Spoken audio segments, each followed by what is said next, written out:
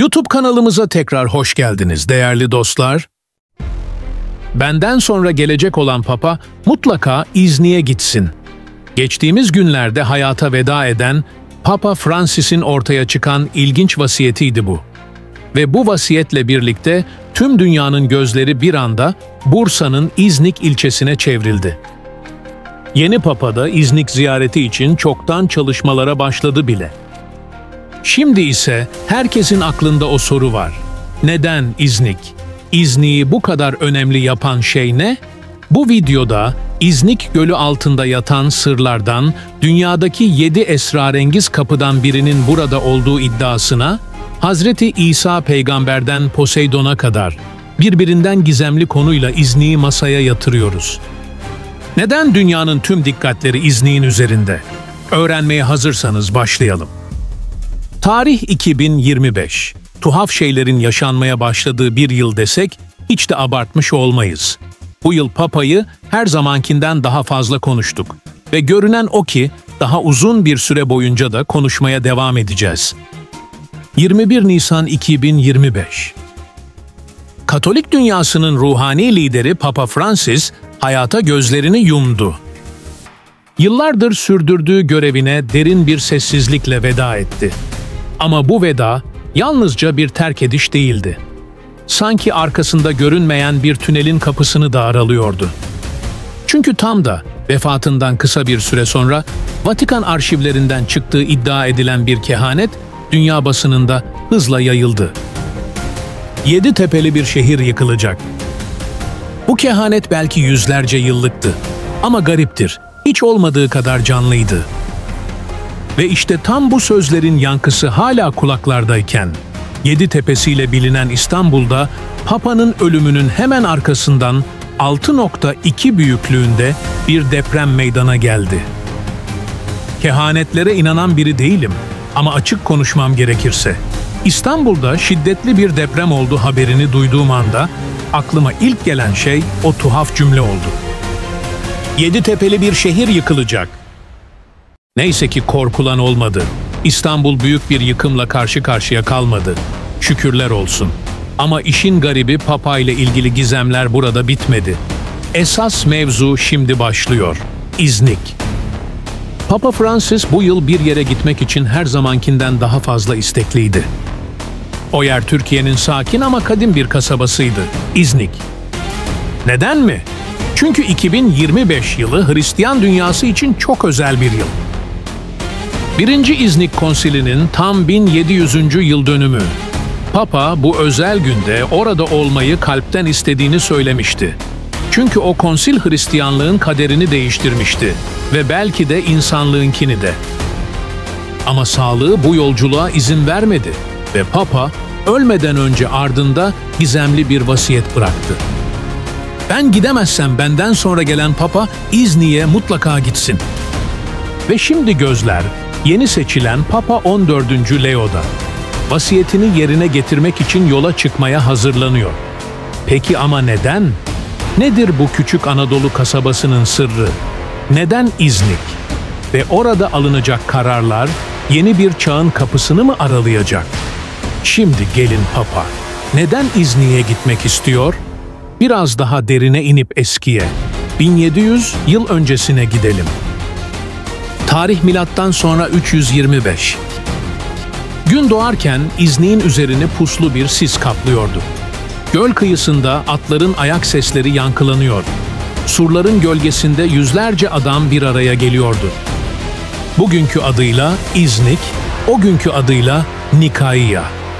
Dünyanın dört bir yanından gelen piskoposlar, keşişler, din adamları, yüzlerce kişi ve hepsinin gözleri o dev salonda konuşma yapmak üzere bekleyen bir adamın üzerindeydi. İmparator Konstantinos. Tüm görkemiyle ayağa kalktı. Başında tacı, üzerinde altın işlemeli kaftanı vardı. Ama gözlerinde krallıktan daha derin bir hüzün saklıydı. Sesi salonun taş duvarlarında yankılandı. Arkadaşlarım, sizlerle böyle bir birliktelik içinde olmak, Tanrım'ın bana verdiği en büyük lütuftur.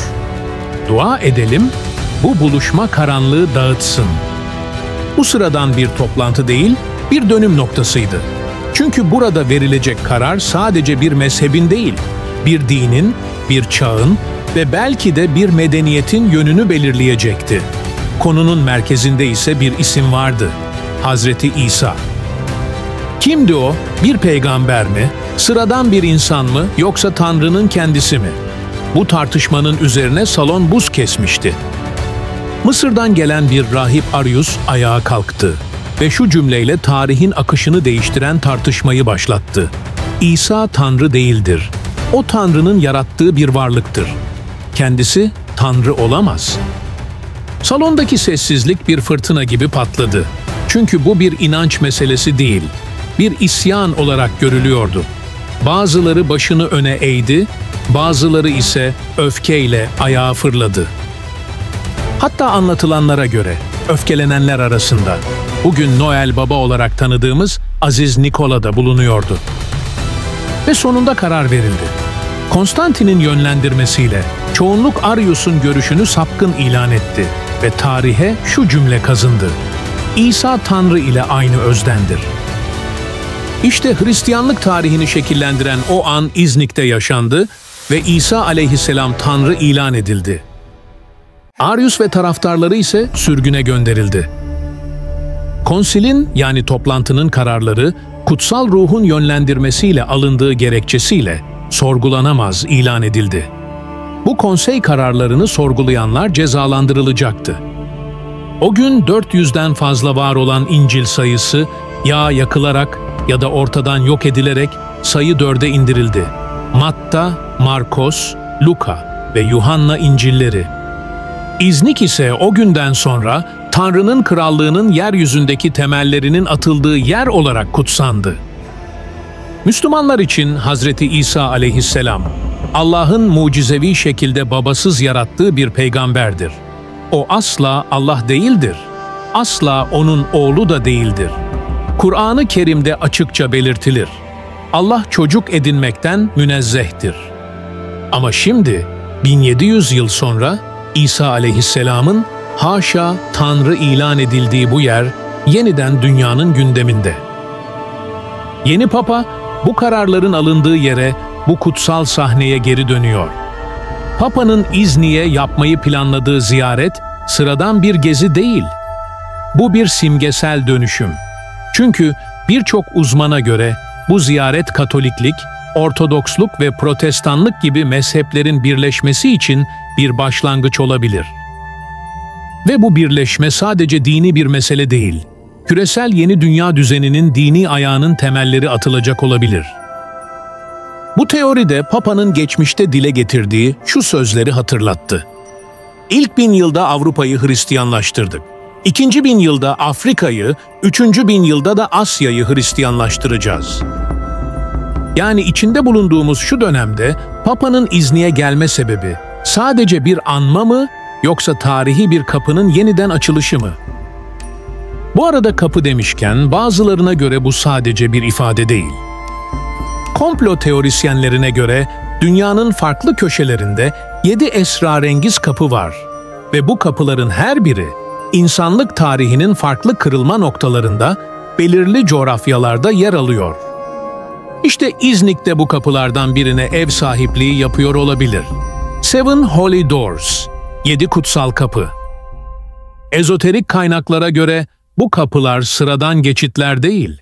Onlar kozmik bilinçle, ruhani boyutla ve belki de başka bir alemle bağlantılı portallar. Ne zaman ki tüm kapılar tamamlanır, o an geldiğinde Hazreti İsa geri dönecek ve inanışa göre dünya yepyeni bir çağın eşiğine gelecek. 2025 yılı bir tesadüf mü, yoksa bir milat mı? Papa'nın İznik'e yapacağı bu ziyaret, bazılarına göre sadece bir anma töreni değil, bir ritüelin de parçası. Vatikan'ın bu kapıların yerlerini bildiğine ve Papa'nın da bu geçitleri bir ziyaret ettiğine inananların sayısı az değil. Roma, Kudüs, Santiago, Paris, Efes, Tarsus ve şimdi de belki İznik. Gizemli kapılar sadece bir teoriden mi ibaret bilemem ama ben şahsen Papa'nın İznik ziyaretini yakından takip ediyor olacağım. Çünkü İznik kesinlikle sıradan bir yer değil, özellikle de İznik Gölü. Şimdi gelin videomuzun en çarpıcı keşif kısmına geçelim. Yıl 2014, İznik. Rüzgarsız ve açık bir hava vardı. İznik Gölü beklenmedik şekilde sakindi ve bir gazeteci kamerasıyla gökyüzünden İznik Gölü'nün üzerinden uçuyordu. Her zamanki gibi birkaç kare çekip yoluna devam edecekti. Ama o gün göl farklıydı. Adeta bir perde aralanmış, suların altındaki yüzyıllardır saklı bir silüet, güneş ışığı ile birlikte ortaya çıkmıştı. Bu bir yapı. Bu kadar büyük bir yapı nasıl olur da şimdiye kadar fark edilmez? Gazetecinin ilk tepkisi bu olmuştu. Ve işte böylece İznik Gölü'nün suları sessizliğini bozdu. 1500 yıldır suyun altında yatan devasa bir yapının keşfiyle birlikte dünyanın gözleri bir kez daha İznik'e çevrildi. Neydi bu yapı? İlk başta bir bazilika olduğu söylendi ama araştırmalar derinleştikçe gerçekler çok daha karmaşıklaştı. Zira bu yapı erken Hristiyanlık dönemine ait bir kilise olmaktan fazlasıydı. Temelleri çok daha eski bir tapınağın üzerine inşa edilmişti. Apollon Tapınağı'nın. Bazı uzmanlara göre bu bazilika, güneş tanrısı Apollon'a adanmış kadim bir tapınağın üzerine kurulmuştu. Apollon, haşa, ışığın, sanatın ve kehanetin tanrısı olarak görülüyordu. Ama aynı zamanda bazı ezoterik öğretilerde Lucifer'in, yani düşmüş meleğin bir yansıması olarak da anılır. Bu yüzden bazı araştırmacılar bu bölgeyi sadece dini değil, enerjetik bir merkez olarak da görüyor. Kalıntılar yaklaşık 41 metre uzunluğunda ve 18,5 metre genişliğinde. Gölden yalnızca 50 metre içeride ve oldukça sağlam. Ama dikkat çekici olan sadece taşlar değil. Araştırmalar sırasında ortaya çıkan bazı mezarlar, bazı ritüel sembolleri bu yapının sadece bir ibadethane olmadığını düşündürdü. Belki de bir tür geçit ya da kadim bir sırrın mühürlendiği yerdi. 1000 yıldır hiç görülmeyen bu yapı, neden tam da Papa'nın İznik ziyareti gündeme geldiği yıllarda su yüzüne çıktı? Kimi bunu azalan göl seviyesiyle açıklamaya çalıştı. Ama bazıları bunun bir tesadüf olmadığını savundu. Çünkü onlara göre zaman geldiğinde gizli olan açığa çıkacak, diyordu eski metinler. Acaba Papa'nın bu kadar ısrarla görmek istediği o kapının tam üzerinde mi duruyordu bu yapı? İznik Gölü'nün sırları bir gün yüzüne çıkıyor. İşte onlardan biri daha. Yıl 2023. İznik Gölü'nün derinliklerinde balıkçılar ağlarına takılan metalik bir nesneyle karşılaştı. İlk bakışta bu sıradan bir mızraktı ama detaylara inildiğinde her şey değişti. 3 uçlu, paslı ama hala tehditkar. Uzmanlar mızrağın Roma dönemine ait olduğunu doğruladı. Fakat asıl yankı uyandıran bu mızrağın Yunan deniz tanrısı Poseidon'un efsanevi mızrağına benzetilmesiydi.